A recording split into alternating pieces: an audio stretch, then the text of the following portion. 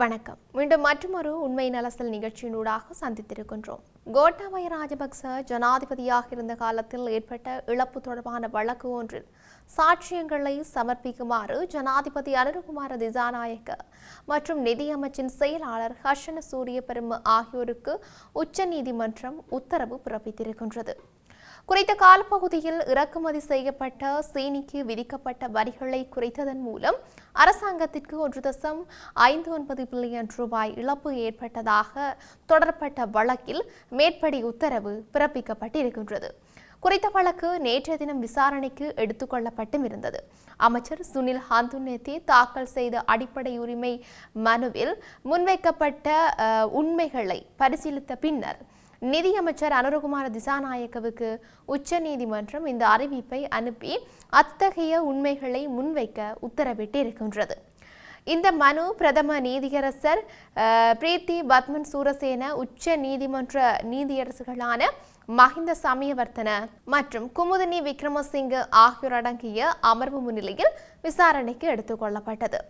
ஜேவிபியின் அரசியல் குழுவின் உறுப்பினரான முன்னாள் நாடாளுமன்ற உறுப்பினர் சுனில் ஹந்துன்னேத்தி தாக்கல் செய்த மனுவில் நிதியமைச்சின் செயலாளர், இலங்கை தரநிலைகள் நிறுவனத்தின் தலைவர் பிரமிட் வில்மா பிரைவேட் லிமிடெட், அதன் இயக்குனர் சஜன் மதுஷுன், நுகர்வோர் சேவைகள் அதிகார சபையின் தலைவர் மற்றும் சட்டமா அதிபர் ஆகியோர் பிரதிவாதிகளாக பெயரிடப்பட்டும் இருந்தார்கள். இதன்படி மனுதாரரின் கோரிக்கையை ஏற்றுக்கொண்ட உச்ச நீதிமன்றம் தற்போதைய நிதியமைச்சர் மற்றும் நிதியமைச்சின் செயலாளரை மனுவில் பிரதிவாதிகளாக பெயரிடவும் அனுமதித்தது.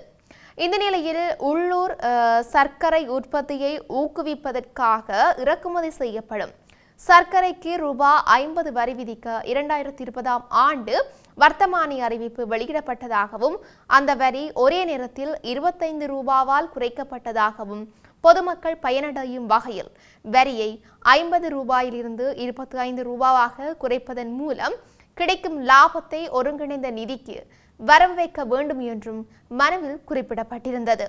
அத்தோடு நுகர்வோர் விவகார அதிகார சபை நவம்பர் 10, 2020 அன்று சர்க்கரைக்கான அதிகபட்ச விலையை நிர்ணயித்ததாகவும் தெரிவித்திருக்கின்றது.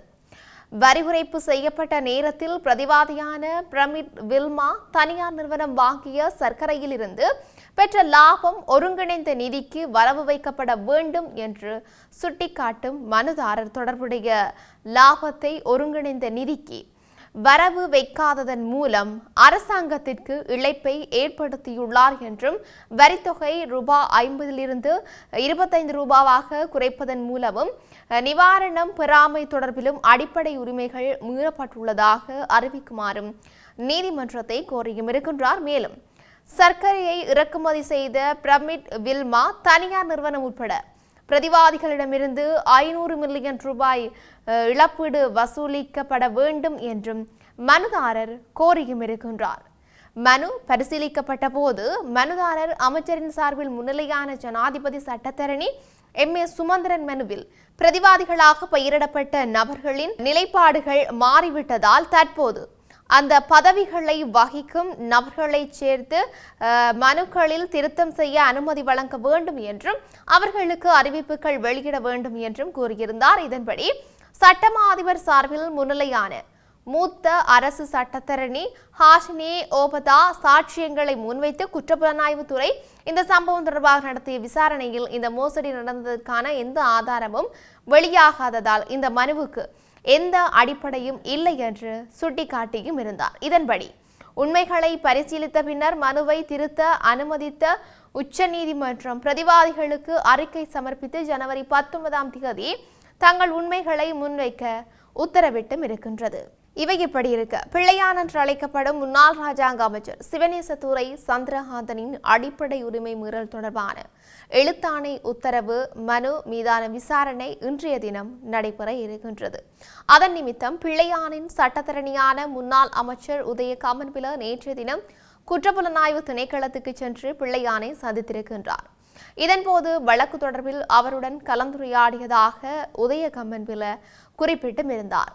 உயிர்த்த ஞாயிறு தாக்குதல் தொடர்பில் பிள்ளையான் தடுத்து வைக்கப்பட்டுள்ளதாக அரசாங்கம் தெரிவித்தும் வருகின்றது. எனினும் கிழக்கின் பேராசிரியர் ஒருவர் காணாமல் ஆக்கப்பட்டமை தொடர்பிலேயே அவருக்கு எதிராக வழக்கு தாக்கல் செய்யப்பட்டுள்ளதாக உதய கமன்பில தெரிவித்திருக்கின்றார். அதன்படி தடுப்பு காவல் உத்தரவுக்கு அமைய சுமார் 7.5 மாதங்கள் பிள்ளையான் தடுத்து வைக்கப்பட்டுள்ளதாக அவர் கூறியும் இருக்கின்றார். இதன் அடிப்படையில் தாம் கைது செய்யப்பட்டு தடுத்து வைக்கப்பட்டுள்ளமையில் எவ்வித அடிப்படையும் இல்லை எனவும் இதனூடாக தனது உரிமை மீறப்பட்டுள்ளதாக அறிவித்து உத்தரவிடுமாறு கோரி பிள்ளையான் தாக்கல் செய்த எழுத்தாணை மனு இன்று உயர்நீதிமன்றத்தில் எடுத்துக் கொள்ளப்படவும் இருக்கின்றது. இவை இப்படி இருக்க, கணேமுல்ல சஞ்சீவ கொலை வழக்கில் சந்தேகத்தின் பேரில் கைது செய்யப்பட்ட பெண் சட்டத்தரணி இதற்கு முன்னர் ஹெஹல்பத்தர பத்மே தொடர்பான வழக்குகளிலும் முன்னிலையாகி இருப்பது விசாரணைகளில் தற்போது தெரிய வந்து இருக்கின்றது. ஹெஹல்பத்தர பத்மே இந்த சந்தேக நபரான சட்டத்தரணிக்கு லட்சக்கணக்கான பணத்தை கொடுத்திருக்கலாம் என்று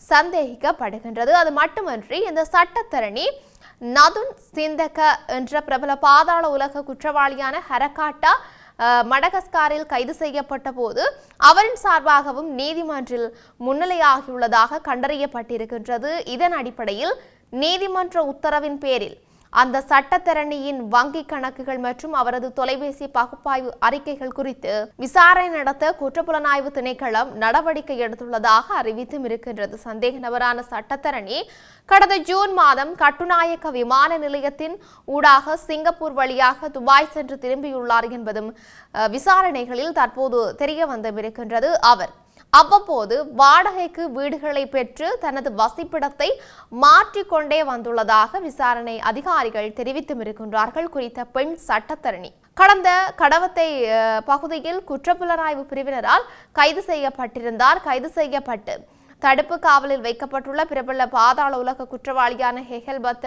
பத்மே மற்றும் இசாரா செவந்தியிடம் மேற்கொள்ளப்பட்ட விசாரணைகளின் அடிப்படையில் குறித்த பெண் சட்டத்தரணி இவ்வாறு கைது செய்யப்பட்டும் இருக்கின்றார். இதேவேளை துப்பாக்கியை மறைக்க 2 சட்ட குறிப்பு புத்தகங்களை சந்தேக நபர் வழங்கியுள்ளதும் இங்கு குறிப்பிடத்தக்க ஒரு விடயமாகவே இருக்கின்றது. தொடர்ச்சியாக சிரேஷ்ட பிரதி காவல்துறை அதிபர் லலித் பத்திநாயக்கவை இலங்கை காவல்துறையின் நிர்வாக பதவியில் இருந்து நீக்குவதற்கு காவல் ஆணைக்குழு ஒப்புதல் வழங்கியுள்ளதாக தெரிவிக்கப்பட்டிருக்கின்றது.